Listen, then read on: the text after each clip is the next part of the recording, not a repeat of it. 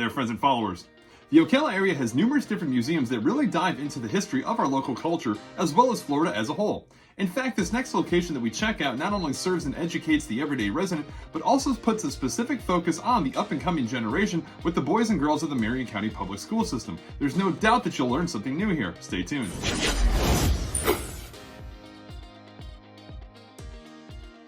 So yes, as always, welcome back here with you, your local Ocala realtor.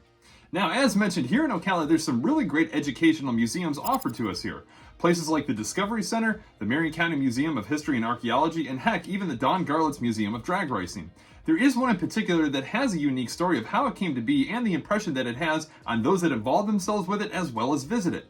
Located out at 1445 Northeast 58th Avenue, or Baseline Road as it's commonly referred to as here, you'll find the Silver River Museum. Situated within the Silver Spring State Park, this location also acts as an environmental education center through the Marion County Public School System and works in cooperation with the Florida Park System. Focusing on an emphasis of the natural history of Florida and the importance of conserving cultural and natural resources, the Silver River Museum caters to school groups in a field trip fashion regularly during the week, Monday through Friday, and is closed to the public on those days.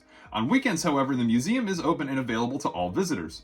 Additionally, the museum is a host of a handful of special events that take place here, like the Ocala Country Days Festival, which outlines what life was like here back in the 1800s, the Florida Springs Festival, which puts a direct focus on the natural wonder of Silver Springs, and the Silver River Nap-In and Prehistoric Arts Festival, where artisans from all over the country meet and demonstrate the recreation of ancient stone tools, pottery, and primitive weapons. The research, development, and creation of this museum had always been keen to environmental awareness. After moving here in 1970, then science teacher Guy Marwick was awarded the Krista McAuliffe Fellowship in 1987 in an effort to come up with an environmental education center within the public school system here.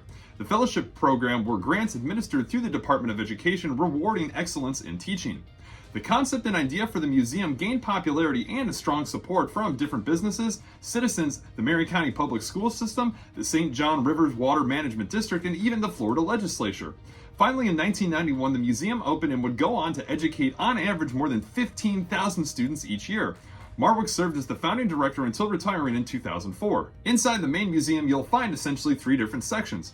There's a canoe room, which depicts how Native Americans prominent throughout the area crafted this popular form of transportation to get up and down the river, along with some related artwork. The main room, which consists of exhibits containing natural and cultural artifacts, antiques, and taxidermy mounts of things directly related to our north central area. And a history room, which really dives into Native American presence to early settlement here in the area, and the large role that Silver Springs played as being a landmark for tourist attractions, as well as pop culture and film significance. The museum also contains a research library on site, which is available to use by appointment only. But the coolest feature I would have to say is the Pioneer Village, which contains both authentic and replica buildings that depict how life was lived throughout the 1800s here in Florida. Numerous cracker-style houses sit amongst a collection of other buildings, like a blacksmith shop, a schoolroom, barns, and even buildings containing a pottery kiln and a cane syrup processing equipment. Each building has its own little story behind it, painting a further picture of a lifestyle from days past. There's even a classroom building that was preserved, which facilitated teachings during the periods of segregation. A replica Seminole Indian camp also resides nearby, giving visitors a look of how life was lived amongst Seminole and Miccosukee culture at the time. These villages set the perfect stage for the Country Days Festival, which is set to come up in the month of November. Historic displays, depictions, and replica artifacts come to life with live music, food, and various other vendors right here at the museum. The Silver River Museum hosts various lecture series throughout the year with popular guest speakers. Special group accommodations are available as well. The option to sign up, help, and volunteer at the museum can be inquired on further. For the general public, hours of operation typically run Saturday and Sunday from 10 a.m. to 4 p.m. Admission is $2 per person and kids under 6 are free. Please also note that you will be charged $8 for the Silver Springs Park admission on top of this. The park contains, of course, the springs and the Silver River, but a ton of other great activity options as well, like biking and hiking, paddling, kayaking, camping options, geocaching, and the remnants of the park when it was a fully operational amusement and tourist attraction. That, my friends, is a rundown on the Silver River Museum located within Silver Springs State Park. Now, there's plenty of resources available online to educate yourself further, or of course, if you have any specific questions, drop them on down in the comments section below for me. Now, to get the history on another great location here in Ocala that plays well into the history here, be sure to hang out and check out the video up next, which outlines the Fort King National Landmark.